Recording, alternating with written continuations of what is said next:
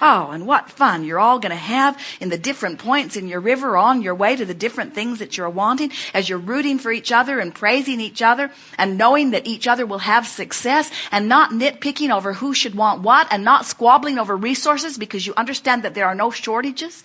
It's so interesting to watch the religions of the world. It's enough that you fight over oil, but when you fight over God, that's just going too far.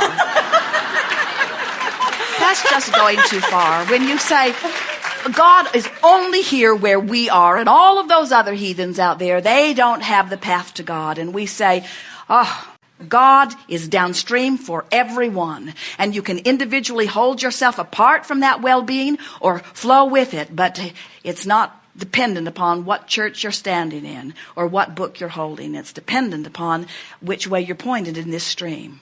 And that which you call God, and that which you call right, and that which you call life, and that which you call love, and that which you call health and well-being, it's all downstream. It's all in the stream that feels like ease and passion and joy.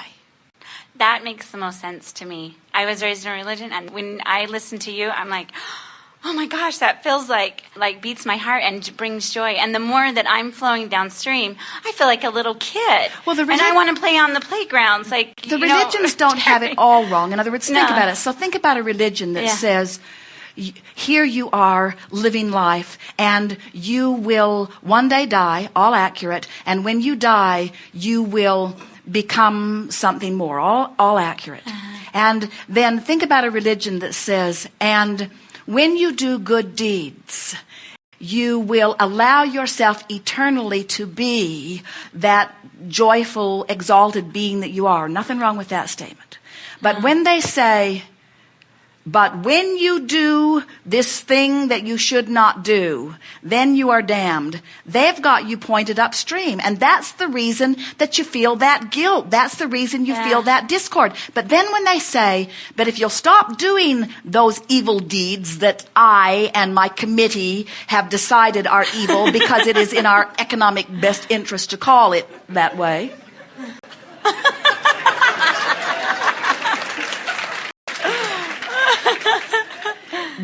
If you will no longer do that bad deed, then you will again be on the path to heaven. And so you say, well, since I want to be good and I want to be surrounded by that which is good, and since I believe what they say, because there are a lot of them and they have plaques and things,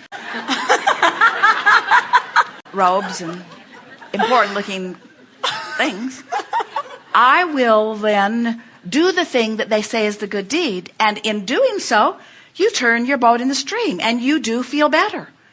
We are not saying that religion is wrong or bad. We're just saying that in the midst of religion, use your God-given resources to know what you're doing in your relationship with your God, you see. Because there is no one between you and that. It is right there for you to taste and touch. So when you love someone, you're in alignment. When you hate someone, you're not. That ought to be clear. When you appreciate yourself for someone, you close your gap. When you find fault with yourself for someone, you widen your gap. What happens in religion is a lot of people get together and justify the negative emotion they're feeling by claiming its rightness. And then the more they push against it, the worse they feel. And then the more numbers they try to gather in order to justify until things get really out of hand. Things are sort of out of alignment in that regard. And we say, you don't have to wait for one of them to figure this out, because you can begin the closing of your gap in this moment. And when you do, you'll have the enlightenment of source flowing through you. And then your response to everything will be from that broader, wiser, all-knowing view. And that's the only view that any of you will ever be satisfied with. But we want to give you something that we think you may not be remembering.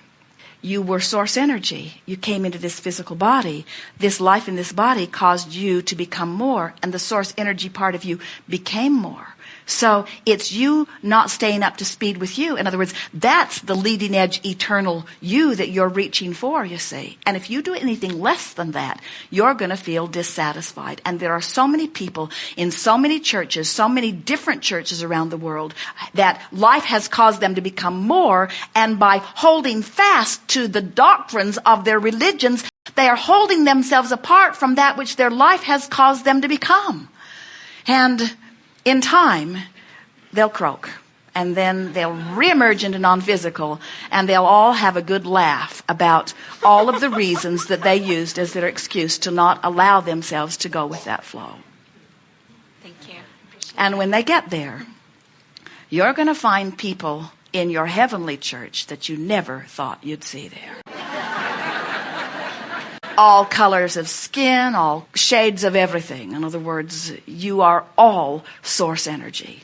And anytime any one of you looks at any other and says, me, not you, you're pointed upstream and you've widened your gap. In other words, you cannot exclude anyone from the well-being that is eternal without, in that moment, being the one who has excluded yourself. You have no control over any other. And that's why the churches are getting meaner and meaner and meaner and meaner and meaner. Is because they are working harder and harder and harder at maintaining control. And it's a futile battle because the stream is so much more powerful. The dilution ratio is so wonderful. In other words, just when they get the old stogies all convinced that this is the way, it feels miserable, but it's the way to heaven, then they croak and new ones come in that say, no, it's this way. And then they have to teach them all over again. And then they just about get them all pointed this way. And then they croak. And then a whole new bunch comes in. And meanwhile, a whole bunch that were pointed this way, like you, are pointing this way. And so it's a battle that they cannot win. You might as well give in to your inevitable well-being. Hi, Abraham. Thank you so much for the opportunity to ask you this question. I'd like to know how souls who have passed over to the other side are helping us. Are they helping us? I'm assuming they are. And how we can work with them or let their assistance in to help us. Well, when you think about how you are source energy, you are in physical form, you launch further rockets of desire, and source becomes that.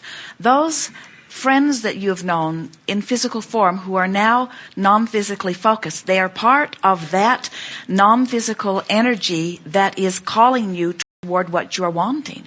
And the more closely you associate with them, the more refined, specific help they can give you, because your expectation of their calling, so to speak, is keener than when you are just thinking in terms of the nebulous non-physical that is rooting for you. It's all about attention or focus. It's a huge non-physical team of assets, you might say, that are all working toward the outcome that you have defined as your desire through the life that you are living.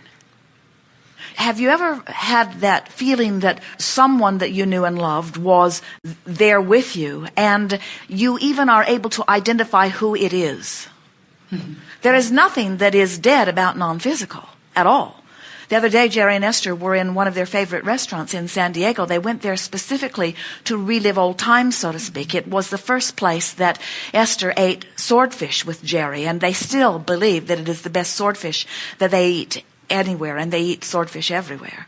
And so as they walked into the restaurant, there was a picture of a man, a very comfortable looking man, sitting in a wooden boat, all casual and relaxed. He had a drink in his hand and a big smile on his face.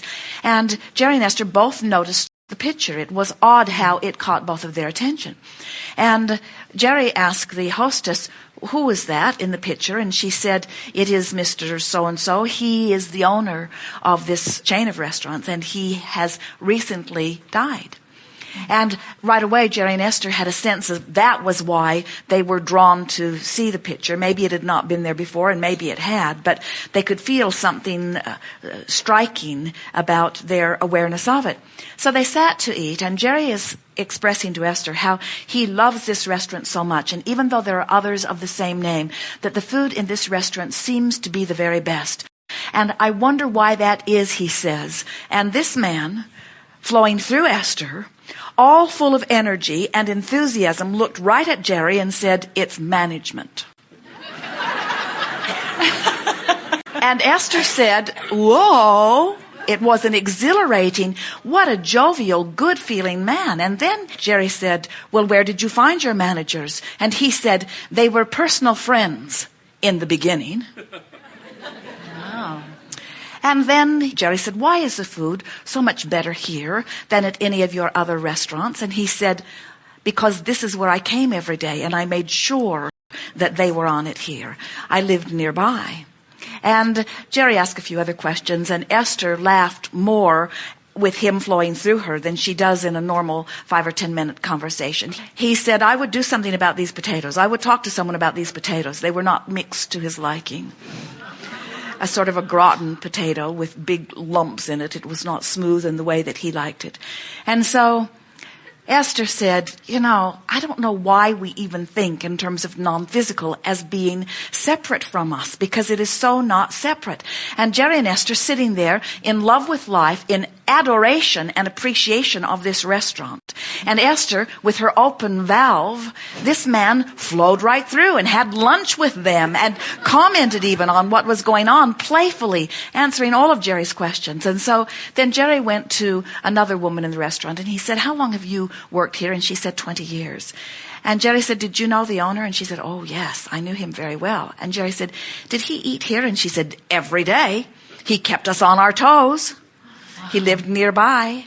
And so we think it is time for all of you to accept that there is no necessary separation between what is physical and non-physical.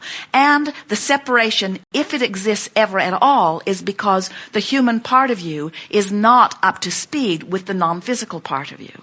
When you are tuned in, tapped in, turned on, you have access to that infinite intelligence. And we promise you, all of your beloved are there. And can we do anything that would enable them to reach us in an easier fashion? Well, we just told you. Yeah, be tuned in, tapped in. You be in vibrational alignment with who you are, because when you're deliberately closing that gap between who you are letting yourself be in this moment and who you really are, as you close that gap, guess who you're in alignment with? In other words, they're right there. And if there's something about them that's significant to you, you have access to it. Thank you. So, which is it, Abraham? Are we on the leading edge or are they on the leading edge? And we say, you're on the leading edge because you're giving birth to the newest desire. And your wanting is what is calling it all forward. But they are much better at allowing, and that's what we're trying to teach you to do. So you say, "Oh, so you're trying to teach us to behave like the dead ones." And we say, exactly. Since there is no death. Isn't like bringing heaven on earth? It is exactly that. That gate swings both ways. Thank you. Enough for you? I could talk to you forever. Get out. Come to our dimension where there is not time, and we will chat on endlessly. This has been a powerful gathering. It is exhilarating to us to hear you and to feel you and to acknowledge that you now understand. We can feel that you know. You now understand what's upstream and what's downstream. And we think we've done our best ever sales job of helping you decide that you want more and more, in more decisions, in more moments, to turn and go with the flow. There isn't anything that you're supposed to do. And friends, we promise you are not disappointing anyone here. We are proud of who you are. And even more than being proud of who you are and at peace with where you are, we have seen and have literally vibrationally become that which is the expanded version of you. And whether you come and join us in the creation that you have set into motion or not does not determine our love for you or appreciation for you or your value. But it does determine how you feel in this moment. You got to let yourself be that which you have become. And that's the power of this exercise that we just did through this little bit of visualization. She has become something that she wasn't before. And as she allows herself to turn and really become that, That feeling of making peace with where you are again and again will be the order of your day. You are going to come to love yourselves as you are. And when you love yourselves in the way that we love you, all that you have wished for must come into your experience. But then there will always be that new experience that causes you to wish for yet more. Because after all, you are eternal beings. Do not wish to get it all done. You can't.